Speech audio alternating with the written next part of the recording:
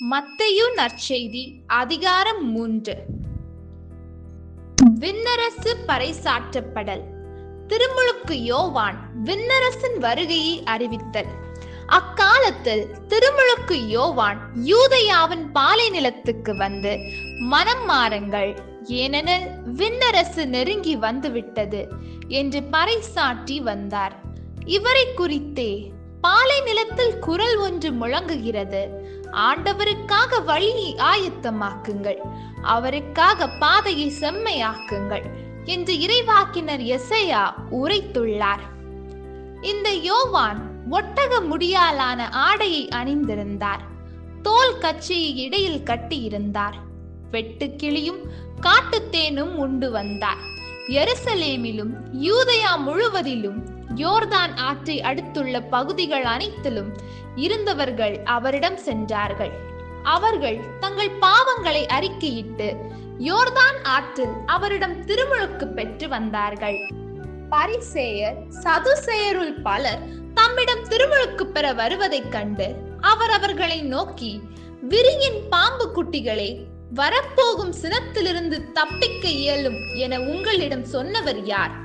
நீங்கள் மனம் மாறியவர்கள் என்பதை அதற்கேற்ற செயல்களால் காட்டுங்கள். ஆபிரகாம் எங்களுக்கு தந்தை என உங்களிடையே சொல்லி பெருமை கொள்ள வேண்டாம். இக்கற்களில் இருந்தும் ஆபிரகாமுக்கு பிள்ளைகளை தோன்ற செய்ய கடவுள் வல்லவர் என உங்களுக்கு சொல்கிறேன். ஏற்கனவே மரங்களின் வேரருகே கோடாரி வைத்தாயிற்று. நற்கனி தராத மரங்கள் எல்லாம் வெட்டப்பட்டு தீயில் போடப்படும். நீங்கள் மனம் மாறுவதற்காக நான் தண்ணீரால் திருமுழுக்கு கொடுக்கிறேன். எனக்கு பின் ஒருவர் வருகிறார், அவர் என்னை விட வலிமை மிக்கவர்.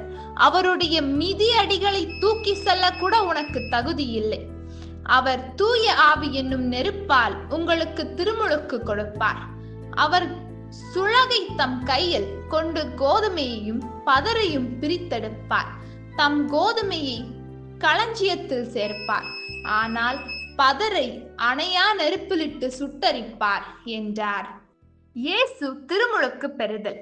அதன் பின் இயேசு யோவானிடம் திருமுழுக்கு பெற கலிலேயாவில் இருந்து யோர்தானுக்கு வந்தார்.